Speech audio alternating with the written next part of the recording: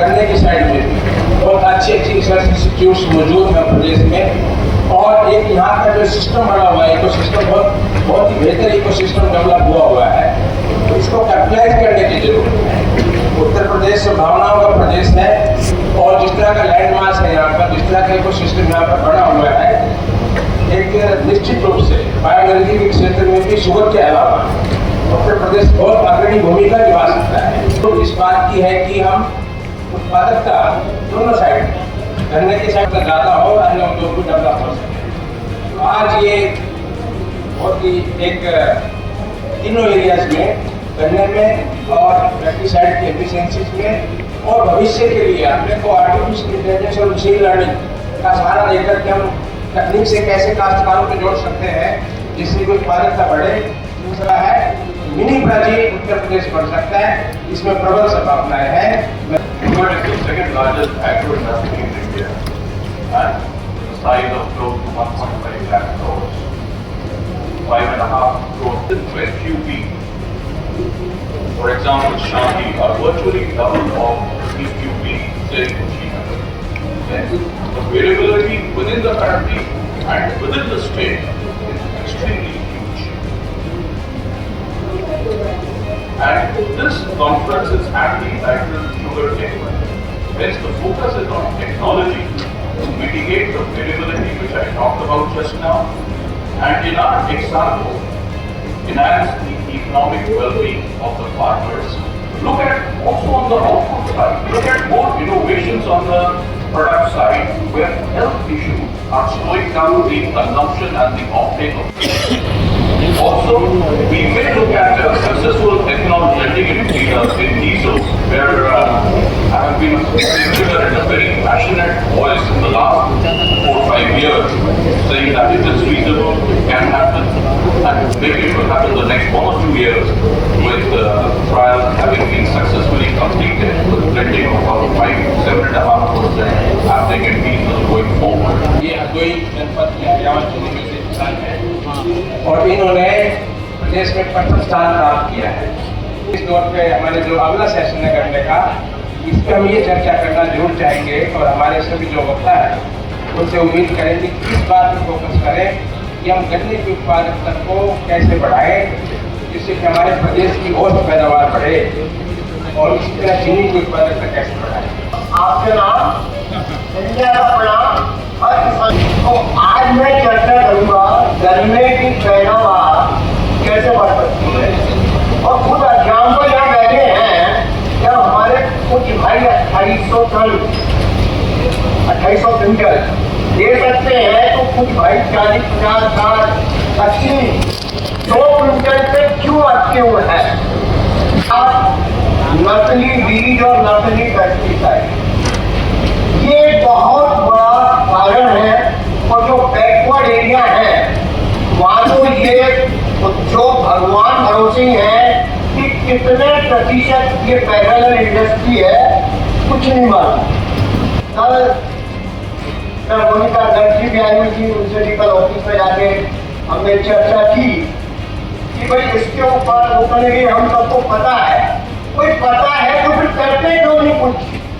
पता हो कहने के तो समस्या का हल नहीं है कि हम उनके साथ मिलकर किसानों के बीच में नई टेक्नोलॉजी ले जाने का काम करेंगे। तो डूज एंड डोंट्स, 2 बातों पर मैं किसान भाइयों के लिए जोर देता हूँ। सभी लोगों को कहलाने की कोशिश करें, किसी कंपनी की पब्लिसिटी नहीं है। बिल से खरीदे, तो बिल से खरीदेंगे तो नकली का स्कोप थोड़ा कम हो जाएगा। और दूसरा, जितनी भी अच्छी कंपनियां हैं सबने अपने प्रोडक्ट पे QR कोड लॉन्च करना शुरू कर दिया है। तो अगर स्मार्टफोन से अगर QR कोड को स्कैन किया जाए तो भी किसान नकली से बच सकता है। पहली बार हम लोग उस समय सोच रहे थे कि पेट्रोलियम नहीं रहेगा, और क्या पेट्रोलियम की जगह गन्ना ले सकता है, यानी चीनी भी रहे।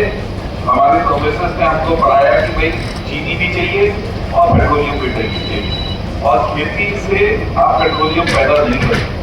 बताई जाती थी और कहा जाता था कि भाई ट्रैक्टर भी चलता है, पंप सेट भी चलता है, और गंदगी को ढोना होता है, प्रोसेस करना होता है, तो ये सब कुछ आप चाहते हो कि दोनों चीज़ें बनेंगे, पॉसिबल नहीं। मैंने उसमें काम किया कि हम डेयरी को तो हम शुगर के साथ हो सकते हैं, फिर हमने देखा कि क्यों नहीं खेत के अंदर 4 फसलें क्यों नहीं एक साथ हो सकती, इन चीज़ों के ऊपर काम किया। लेकिन वहाँ से मुझे मौका मिल गया अपने पिताजी के साथ शुगर फैक्ट्री के अंदर आने का, क्योंकि वो शुगर टेक्नोलॉजिस्ट थे, जिसके लिए आप उसका नाम भी देते हैं शुगर इंडस्ट्री, शुगर फैक्ट्री। मगर शुगर के अंदर जो एनर्जी है उससे कहीं ज़्यादा एनर्जी उसमें है गन्ने में, जो कि शुगर नहीं है, क्योंकि शुगर फैक्ट्री में पहुंच रहा है, मगर वो जल रहा है और जल के उससे स्टीम बन रही है, उससे पावर बन रही है। और दुनिया मतलब फॉर्चुनेटली दुनिया में अब और मेथड्स जनरेट हो गए हैं एनर्जी बनाने के, जो कि इससे भी ज़्यादा एफिशिएंट है। और बायोमास बहुत कीमती है, और बायोमास कीमती है एनर्जी पॉइंट ऑफ व्यू से भी, बायोमास बहुत कीमती है कार्बन पॉइंट ऑफ व्यू से भी।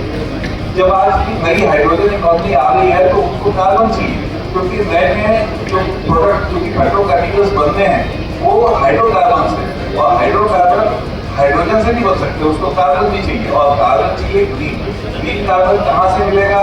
हवा से मिलेगा। हवा में तो कार्बन डाइऑक्साइड सिर्फ 400 ppm है। प्लांट है जो कि बहुत सारा कार्बन हार्वेस्ट करते हैं, और कोई सी भी शुगर केन की जो वैल्यू चेन है वो कार्बन का यूज नहीं कर रही है। वो ये है कि हमने बायोमास को जलाना तो है ही नहीं, बल्कि बायोमास की सिर्फ एनर्जी को यूज नहीं करना, बायोमास के कार्बन को यूज करना है। जब हम लोग खेती कर हेक्टेयर में गन्ना पैदा कर दिया, 250 टन गन्ना था, तो 250 टन गन्ने को अगर हम 4000 रुपये से मल्टीप्लाई करें तो 10 लाख रुपए का गन्ना है हेक्टेयर में। लेकिन अगर उसी में ही अगर सोलर पैनल लगे होते और 2 रुपए यूनिट की बिजली होती तो वो 20 लाख रुपए पैदा होती। तो सोलर एनर्जी के पॉइंट ऑफ व्यू से गन्ने से ज्यादा एफिशिएंट है, क्योंकि जो सोलर पैनल है वो पानी नहीं कंज्यूम करते, फिर भी 20% एफिशिएंसी के साथ सोलर लाइट को एनर्जी में कन्वर्ट कर देते हैं। वही जो क्रॉप है गन्ने की वो 5% एफिशिएंसी के साथ पानी कंज्यूम करते हुए सनलाइट को बायोमास में कन्वर्ट कर देती है। वो कंबाइन जब करते हैं तो शुगर की डबल इनकम, अगर 4 रुपये per ton income carbon based material जो कि गन्ने की क्रॉप रेजिड्यूज है जिसमें बगार है, इनसे भी हो सकता है। तो गन्ने की पैदावार ही ये मेरे लिए बहुत ही इंटरेस्टिंग मंच है। आयुर्वेद को चैम्बर इंडस्ट्रीज को बहुत बहुत धन्यवाद दूंगा कि उन्होंने मुझे आमंत्रित किया और इस मंच पर मुझे विभिन्न स्टेक होल्डर्स को सुनने का अवसर प्रदान किया। आखिरकार हम उत्तर प्रदेश को 1 ट्रिलियन इकोनॉमी में कैसे ले जाए, अगर कंपेयर करें तो हम दुनिया की दूसरी सब टेक्नोलॉजी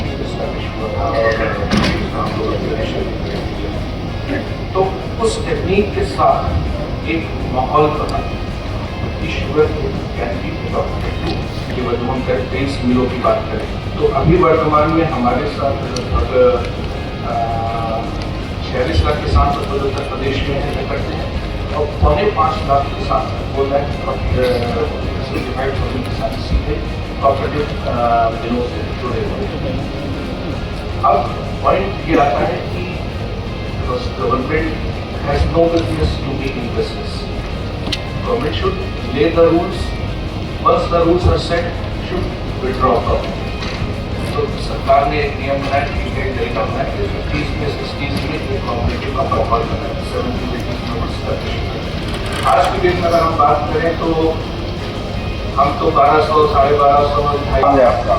अभी कामाधीनम को दिखाया, उनका पूरा कैलकुलेशन खुद से उनके हाथ से किया हुआ कि साहब ये शुद्ध मुनाफा हमारा है।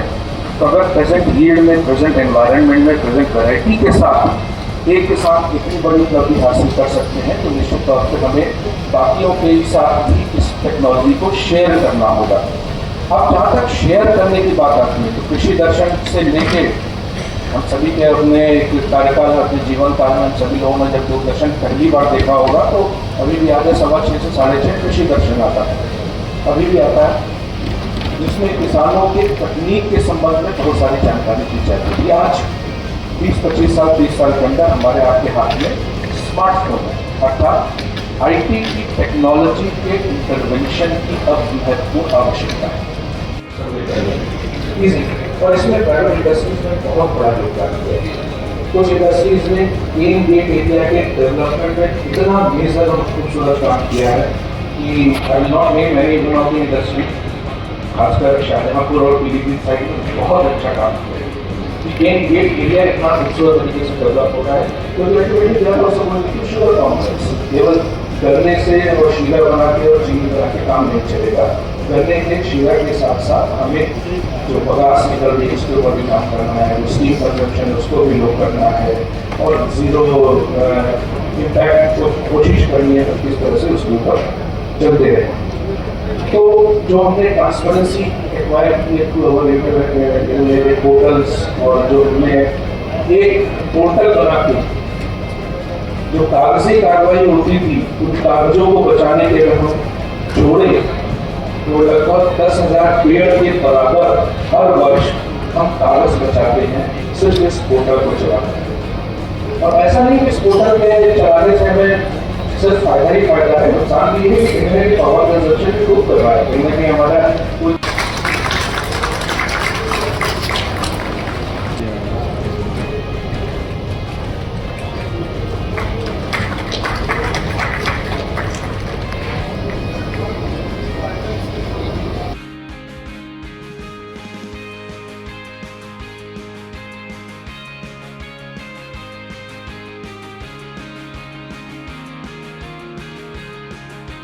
जो गवर्नमेंट एंड अपने स्विच के एंड में जो बातें कही थी जैसे हम तकनीक का उपयोग करें जनरेट की उपकरण को पार्टिसिपेट के लिए उसमें मैं एक शॉर्ट प्रेजेंटेशन पॉडकास्ट और सैटेलाइट के द्वारा मिली हुई आपको जो इमेजेस मिलती हैं उसका प्रयोग कर सकते हैं और इसको आप लिंक कर सकते हैं एक्चुअल ग्राउंड डेटा से, यानी कि आपके टीम से जो एक्चुअल नंबर आ रहे हैं उनसे आप इसका कोऑर्डिनेशन स्टैब्लिश करके रिकवरी और प्रोडक्टिविटी का अनुमान लगा सकते हैं। मैं 3 यूज केसेस शेयर करना चाहूँगा कि कैसे आर्टिफिशियल इंटेलिजेंस को आप यूज किया जा सकता है।